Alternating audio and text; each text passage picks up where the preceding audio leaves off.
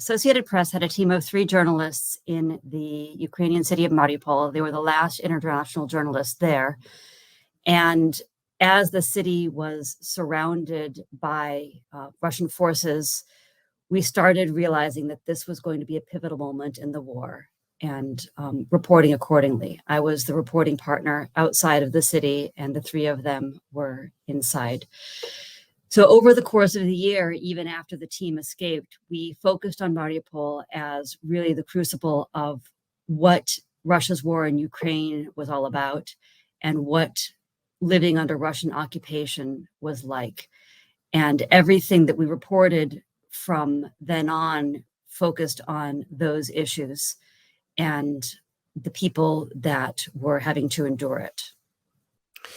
Reporting is difficult. Reporting in your own country is even more difficult. It's connected to many emotional and ethical challenges for international journalists. First of all, you have always to keep in mind the perspective, the international perspective, wider perspective, and to try to stay focused and objective. Try to show all points of views, try to not get yourself emotionally into reporting. However, I think a good reporting still requires an emotional involvement, a human emotional involvement. And there comes another challenge. How do you stay sane when you see so many tragedies? How do you still keep focused on your reporting and not on the emotions? So that's a challenge. And then also you always have to balance and think about all the people you meet. And sometimes you just need to drop the camera and just help them. You know, we carried gurneys in the hospital. We carried food for patients or people on the streets. Instead of interviews or after or before the interviews, I would just try to calm them down, give advices, and people are coming to us as journalists for news, for advices, and that was the challenge too. How do you deal with all this? You know, that's the thing. How do you? We are part. I am the part of this community. Our team is a part of this community. So when do you stop? The challenge is, when do you stop being a journalist and become just one of these people? And how do you still remain journalists? And how do you keep working? That's a challenge. When we broke out the siege after 20 days staying inside Mariupol, and we saw the news, and we saw the impact that our coverage had for the international community, for Ukrainians, that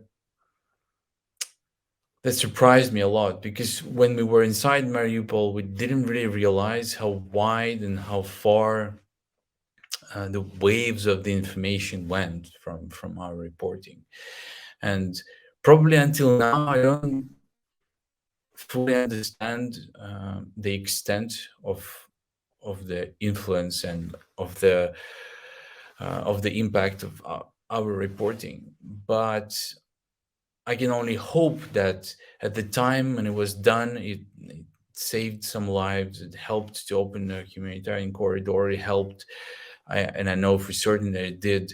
It helped relatives to find their loved ones in the places they otherwise couldn't. They've located, using our footage and photos, they've located their loved ones, and they later on were able to get them out of the city or help to get them out. And we were told by Ukrainian authorities later that our videos and photos helped to negotiate with Russia the humanitarian corridor. But again, I don't know. I hope it helped, even if it saved one life, even if it helped one person. That's already a lot. That's all, as a journalist, as a human, as a Ukrainian, I can hope for.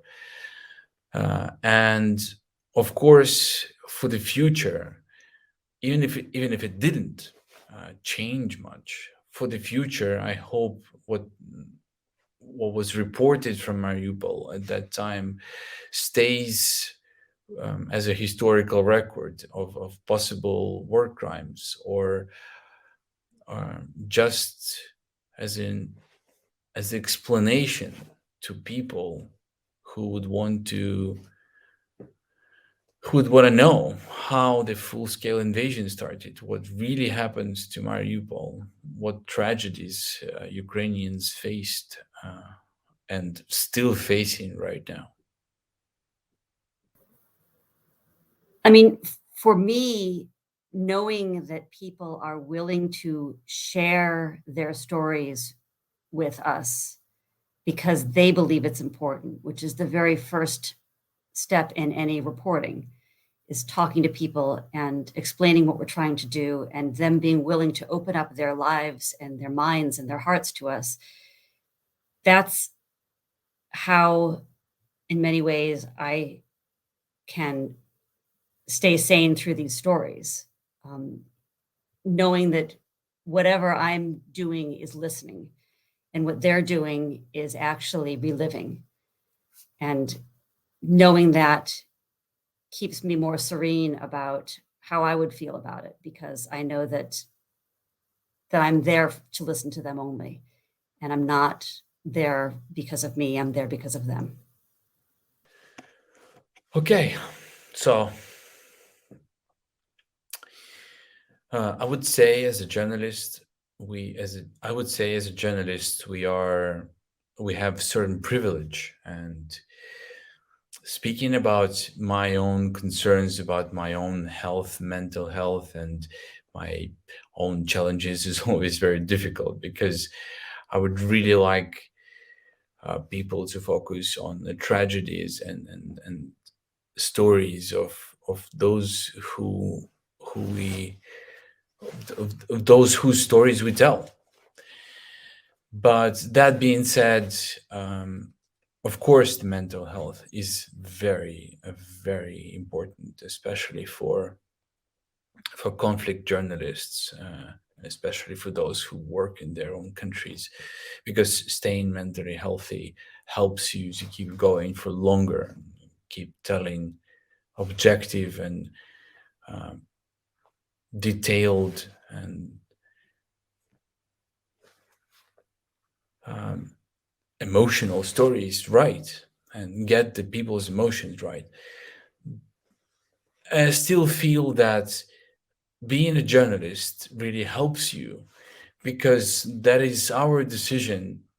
That is our decision to do what we do, and we have a luxury of knowing why we're doing that. Most of the people who we meet, people who lose their loved ones, people who lose their limbs or homes and or country, they don't have that. They don't have understanding why they're suffering. They don't have, it wasn't their choice. And what happens to us, to a certain extent, of course, is our choice. And we do have a luxury of knowing that our work helps people, or at least we have a luxury of hope that our work helps people. That helps us to stay sane. That helps me to stay sane and healthy.